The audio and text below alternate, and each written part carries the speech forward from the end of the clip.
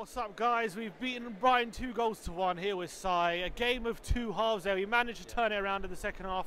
What was the difference for you in that second half? That was a massive tale of two halves. I'm smiling now, but I wasn't at half time, and no one else around me was either. I think it was a formation problem. I know a lot of people have very split opinions about what we should do and what we shouldn't do. I've said it before, I'm not a professional manager, but I can see, and like many others surely can see, that specific formations like we did start with today just does not work. And in my opinion, I think it's too negative, because all these teams come at us and they're like, actually, these guys got two in front of the back four. This means that they're kind of frightened of us. You know, it's a bit of a situation like that. And I think as soon as we switched it, or Jose switched it at half time, the game completely changed. Brighton almost like literally sat there and went, oh, they're going to come at us now. And that's what we need at this stadium. That's what we need at this ground, is to attack from the very offset and just keep going at them from the very beginning all the way through, and then change it to a defensive formation. So for me, that second half was changed dramatically when Winks came off and we switched to a more aggressive formation. Lo Celso came on and did an absolutely fantastic job today.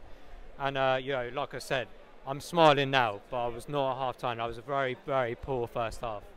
Do you think that's Jose's influence? You know, had that negative approach that we start off with. He said before the game today, actually, that to get the defensive needs that he wants, he might need to curb a bit of the attacking actions that the team has.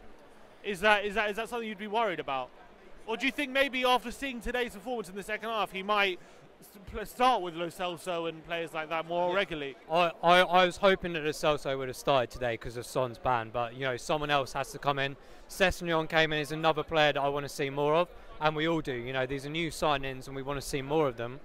But I do understand where he's kind of coming from, but equally we know for a fact that there's still shaky parts in that back four and in our defence in general. Our defensive play is very, very poor.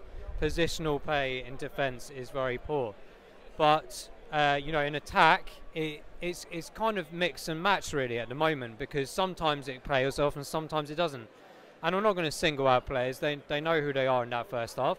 They could have played a hell of a lot better, but those players that I'm thinking about now in that first half completely changed it around in that second half.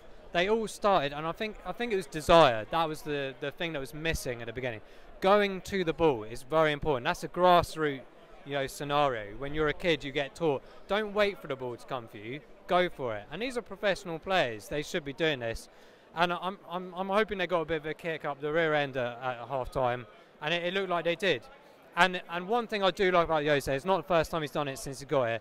He makes that dramatic change, not 10 minutes before the end of the half, the second half ends, but right at the beginning. I think it was Winks came off, what, 5 minutes into it, 10 minutes into it? Celso came on after 55 and Eriksen about 65, 70. Yeah, and that's what we needed. We need that attacking, aggressive style on there. Get those goals in there, then put your defensive players on.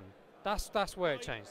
Are you worried that, because I remember Guardiola once said a quote about Pochettino teams. He said some teams wait for you, and some teams go for you. And Pochettino teams is a team that kind of goes for you, doesn't wait for you. Yeah. Are you worried we might turn into a team under Mourinho that kind of waits for other teams? I think actually from the beginning of this season we've been a team that's been waiting.